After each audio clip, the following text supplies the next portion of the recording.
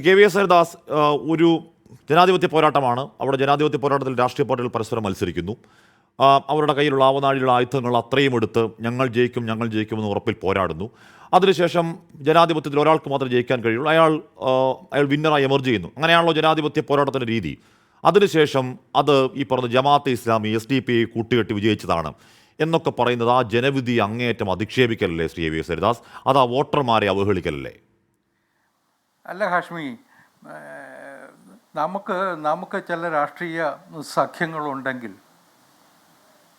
അതിനെ പരസ്യമായിട്ട് സമ്മതിക്കാൻ ആർക്കാ പേടിക്കേണ്ടത്?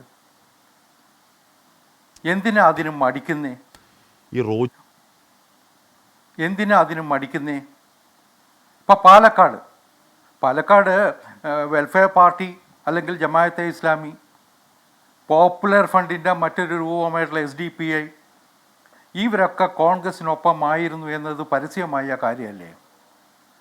അവർ SDPIക്കാർ പരസ്യമായ പ്രസ്താവന ഇറക്കിയില്ലേ, ഞങ്ങൾ കോൺഗ്രസിനൊപ്പമാണ്.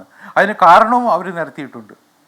അതുമാത്രമല്ല, മുസ്ലിം പള്ളികൾ കേന്ദ്രീകരിച്ചിട്ട് ഇന്ന സ്ഥാനാർത്ഥിയെ പരാജയപ്പെടുത്താൻ ഇന്ന ആളെ സഹായിക്കണം എന്ന് ചില കോളുകൾ പോയിട്ടില്ലേ? ഇതൊക്കെ പാലക്കാട് ചർച്ചാ വിഷയമായതല്ലേ? അതൊക്കെ സ്വാഭാവികമായിരിക്കാം നിങ്ങളെ സംബന്ധിച്ചിടത്തോളം. പക്ഷേ ഇത്തരം വസ്തുതകൾ നമ്മുടെയൊക്കെ സമക്ഷമുണ്ട്, നമ്മുടെ മുന്നിലുണ്ട്. അത് ശരിയാണെന്ന് കോൺഗ്രസ്സുകാർ പറഞ്ഞാൽ ഞങ്ങൾക്ക് എതിരഭിപ്രായമൊന്നുമില്ല. പണ്ട് 2018 കർണാടകത്തിലെ നിയമസഭാ തെരഞ്ഞെടുപ്പ് നടക്കുന്ന സമയത്ത് ഈ നോർത്ത് കന്നഡ മേഖലയിലെ 18-19 മണ്ഡലങ്ങളിൽ SDPIക്കാർ പത്രിക കൊടുത്തിരുന്നു. അവരുടെ സ്ഥാനാർത്ഥികളുണ്ടായിരുന്നു. തെരഞ്ഞെടുപ്പിന് 2 ദിവസം മുമ്പ്, അല്ലെങ്കിൽ തെരഞ്ഞെടുപ്പ് പത്രിക പിൻവലിക്കുന്നതിന് 2 ദിവസം മുമ്പ് ഈ സ്ഥാനാർത്ഥികൾ മുഴുവൻ ഒറ്റക്കെട്ടായിട്ട് പത്രിക പിൻവലിച്ചു എന്ന് മാത്രമല്ല, അവരുടെ അന്നത്തെ നിലപാടെന്തായിരുന്നു? ഞങ്ങൾ കോൺഗ്രസിനെ BJPയെ തോൽപ്പിക്കാൻ വേണ്ടി കോൺഗ്രസിനെ പിന്തുണയ്ക്കുന്നു എന്നതായിരുന്നു.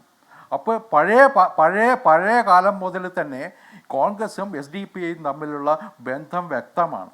അവർ പല തരത്തിലുള്ള കൂട്ടുകെട്ടുകൾ ഉണ്ടാക്കിയിട്ടുണ്ട്. പോപ്പുലർ ഫണ്ടിനെ നിരോധിച്ച സമയത്ത് ഈ രാജ്യത്തെ ഏറ്റവും കൂടുതൽ ബഹളം ഉണ്ടാക്കിയത് കോൺഗ്രസിൻ്റെ നേതാക്കന്മാരായിരുന്നില്ലേ? ഇതൊക്കെ നമ്മുടെ മുമ്പിലുണ്ട്. അതുകൊണ്ട് പാലക്കാട് അവരുടെയൊക്കെ പിന്തുണ കോൺഗ്രസ് നേടിയിട്ടുണ്ടെങ്കിൽ അത് തുറന്ന് സമ്മതിക്കുന്നതിൽ എന്താ ഇത്ര പ്രയാസം? അത് തുറന്ന് പറയട്ടെ.